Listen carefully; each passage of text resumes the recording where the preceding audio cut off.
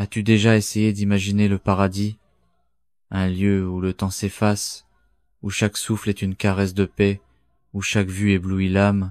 Ferme les yeux et imagine un jardin où le parfum du musc flotte dans l'air, où les rivières scintillent comme des étoiles liquides. Dans le Coran, ce lieu s'appelle Al-Jannah, le jardin éternel. Aujourd'hui, nous avons fait quelque chose d'unique. Nous avons demandé à une intelligence artificielle de donner vie aux descriptions du Coran. Ce que tu vas voir pourrait transformer ta vision de l'éternité. Prépare-toi à un voyage qui transcende tout ce que ton cœur a pu imaginer. Selon un hadith rapporté par Al-Bukhari, le prophète Muhammad sallam a dit: Allah a préparé pour ses serviteurs pieux ce qu'aucun œil n'a vu, ce qu'aucune oreille n'a entendu, et ce que nul cœur humain n'a imaginé. Laisse ces paroles résonner en toi, comme une promesse divine qui éclaire ton âme. Prends un instant, imagine cette promesse. Que ressens-tu à l'idée d'un tel lieu? Selon le tafsir d'Al-Tabari, le paradis est un reflet de la miséricorde infinie d'Allah, un lieu où chaque détail est conçu pour combler les désirs les plus profonds des croyants. Imagine un monde où la beauté n'a pas de fin, où chaque instant est une célébration de la grâce divine. Partie 1. Ce que dit le Coran sur le paradis Al-Jannah n'est pas un simple jardin. C'est un monde où chaque détail défie l'imagination, préparé par Allah pour ceux qui croient et font le bien. Écoute la sourate Muhammad, verset 15. Des jardins sous lesquels coulent des rivières. Imagine des rivières si pures que leur éclat semble danser sous une lumière divine. Un lieu où la beauté transcende tout ce que nous connaissons. Le Coran nous donne des images saisissantes. Sourate Al-Kahf, verset 31. Ils seront parés de bracelets d'or et vêtus d'habits verts de soie fine et de brocart, accoudés sur des divans. Sourate Az-Zukhruf, verset 71. Ils y trouveront tout ce que leur âme désire et ce qui réjouit leurs yeux. Imagine marcher sur un sol si doux qu'il caresse tes pas, le parfum du musc emplissant l'air, apaisant ton cœur. Selon un hadith rapporté par Al-Bukhari, les murs du paradis sont faits de briques d'or et d'argent, et son sol exhale un parfum envoûtant. Chaque arbre est si vaste qu'un cavalier mettrait 100 ans à traverser son ombre. Sahih al-Bukhari, livre 54, hadith 468. Le Coran décrit aussi les Ghilman, des serviteurs éternellement jeunes, décrits dans la sourate At-Tur, verset 24, comme des perles cachées dans leurs coquillages. Ces êtres incarnent une harmonie parfaite, servant les habitants du paradis avec une grâce infinie. Et puis, il y a les fruits, des grenades, des dattes, des figues, toujours à portée de main, si parfaits qu'ils fondent dans la bouche, leur goût surpassant tout ce que tu peux imaginer. Prends un moment. Si tu pouvais goûter un fruit du paradis, lequel choisirais-tu? Laisse cette image t'envahir. Mais le vrai bonheur du paradis, selon la sourate Yunus, verset 62, c'est la proximité avec Allah. Pour les amis d'Allah, nulle crainte, nulle tristesse. Imagine un lieu où toute peur s'évanouit, où ton cœur est enfin en paix, enveloppé par la lumière divine. Selon le tafsir d'Al-Qurtubi, cette proximité est le plus grand des cadeaux, une joie que nul mot terrestre ne peut décrire. Tafsir Al-Qurtubi, sourate 10, v. 62. Le paradis, c'est aussi un lieu où chaque désir est exaucé.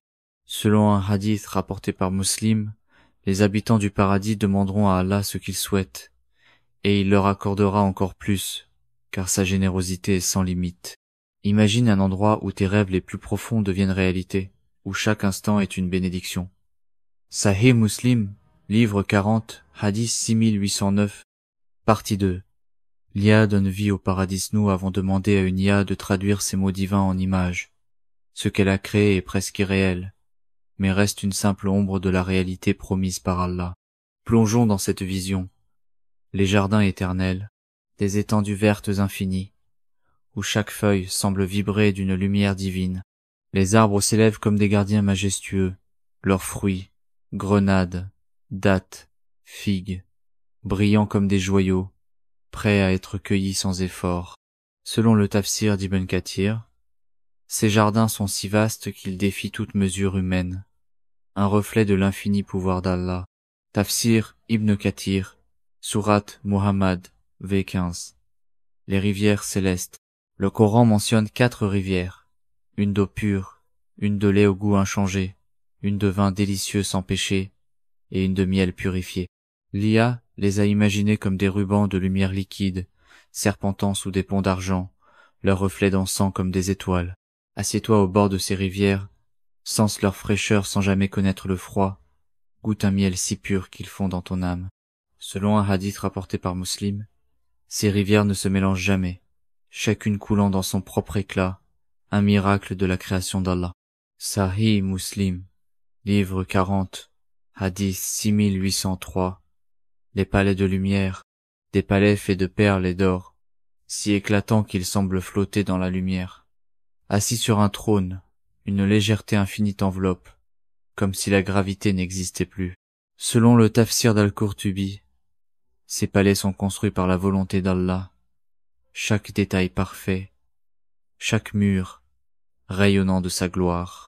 Tafsir Al-Qurtubi, Sourate Al-Kahf, v. 30 et 1. Les compagnons purs, les houris, décrits dans la sourate Ar-Rahman, verset 72, sont des êtres de pureté, créés pour les gens du paradis.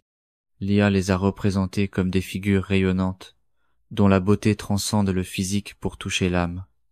Leur présence inspire une paix profonde, un amour pur pour la satisfaction d'Allah. Sourate 55, v. 72. Un hadith rapporté par Muslim décrit les habitants du paradis se rendant visite sur des montures blanches, voyageant à travers des jardins sans fin. L'IA a imaginé ces scènes comme des processions lumineuses, où chaque mouvement célèbre la grâce d'Allah. Sahih Muslim, livre 40, hadith 6807. Imagine cette paix absolue. Que ressens-tu à cet instant? Ferme les yeux et visualise cette harmonie. Partie 3. Les niveaux du paradis. Le paradis n'est pas un lieu unique. Il possède des niveaux, chacun plus sublime que le précédent. Le plus élevé, Jannat al-Firdaus, se trouve juste sous le trône d'Allah. Selon un hadith rapporté par Al-Bukhari, le prophète sallallahu a dit « Demandez à Allah al-Firdaus, car c'est le plus haut degré du paradis. » Sahih al-Bukhari, livre 97, hadith 7423. Imagine atteindre Jannat al-Firdaus, où la lumière d'Allah est si proche que ton cœur s'illumine. Selon l'imam Al-Ghazali, dans Ihya Ulumuddin, ce niveau est réservé à ceux qui vivent avec une sincérité absolue, priant dans l'ombre de la nuit, donnant sans attendre de retour et se souvenant d'Allah à chaque instant. Ihya Ulumuddin, livre 20 et 1. D'autres niveaux, comme Jannat al-Naïm et Jannat al-Khuld, offrent des merveilles uniques, décrites dans la sourate Al-Waqi'a, verset 12, comme des jardins de délices où les croyants vivent dans une joie éternelle. Chaque niveau est une récompense pour les actes de foi, de patience et de piété. Sourate 56. V. 12 selon le tafsir d'Al-Tabari. Chaque niveau du paradis est adapté au mérite des croyants, chaque âme trouvant sa place dans un monde de félicité conçu par Allah. Imagine un lieu où ta foi te guide vers une demeure parfaite, où chaque pas te rapproche de la miséricorde divine. Tafsir al-Tabari, Sourate al-Waqi'a, V12. Quel acte fais-tu pour viser Jannat al-Firdaus?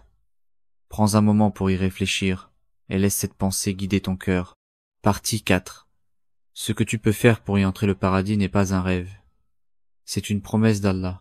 La sourate Al-Baqarah, verset 82, dit « Ceux qui auront cru et accompli de bonnes œuvres, ce sont les gens du paradis, où ils demeureront éternellement. » Pense à Bilal ibn Rabah, un esclave affranchi qui a enduré des épreuves inimaginables pour sa foi. Sa voix, la première à appeler à la prière, résonne encore comme un symbole d'espoir. Selon la Sira d'Ibn Hisham, sa sincérité et son courage face à la persécution l'ont conduit vers les portes du paradis. Son histoire nous rappelle que la foi véritable ouvre toutes les portes. Sira d'Ibn Hisham, biographie de Bilal. Écoute aussi l'histoire d'Abu Bakr as-Siddiq, le plus proche compagnon du prophète sallam. Il a donné toute sa richesse pour libérer des esclaves et soutenir la cause d'Allah. Selon un hadith rapporté par Al-Bukhari, Le prophète sallallahu alayhi a dit, personne n'aura une meilleure place au paradis qu'Abou Bakr. Chaque petite action compte, car Allah voit tout, même ce qui est caché dans ton cœur. Sahih al-Bukhari, livre 57, hadith 11. Et que dire du prophète Ibrahim qui a construit la Kaaba et sacrifié tout pour Allah? La sourate As-Safat, verset 104, raconte son épreuve ultime lorsqu'il était prêt à offrir son fils pour obéir à Allah. Sa foi lui a valu une place élevée au paradis. Un exemple pour nous tous.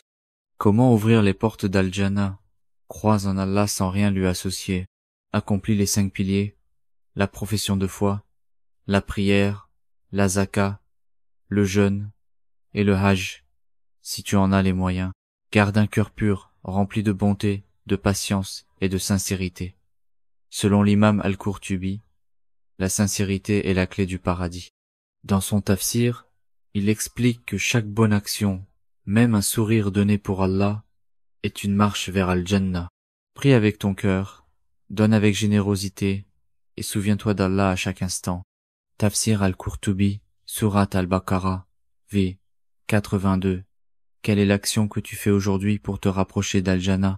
Partage-la dans les commentaires et inspire ceux qui te lisent.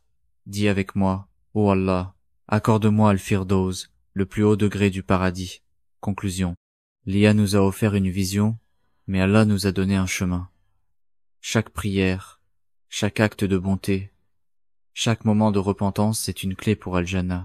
Le paradis n'est pas un rêve lointain, mais une réalité promise à ceux qui suivent la voie d'Allah. Selon un hadith rapporté par Muslim, le paradis a 8 portes, chacune dédiée à une vertu, la prière, le jeûne, la charité, le djihad et d'autres. Quelle porte veux-tu ouvrir en premier? Que ton cœur choisisse le chemin de la piété. Sahih Muslim, livre 1, hadith 150, et indice dans ton cœur. Ô Allah, accorde-moi Al-Jannah et protège-moi de l'enfer.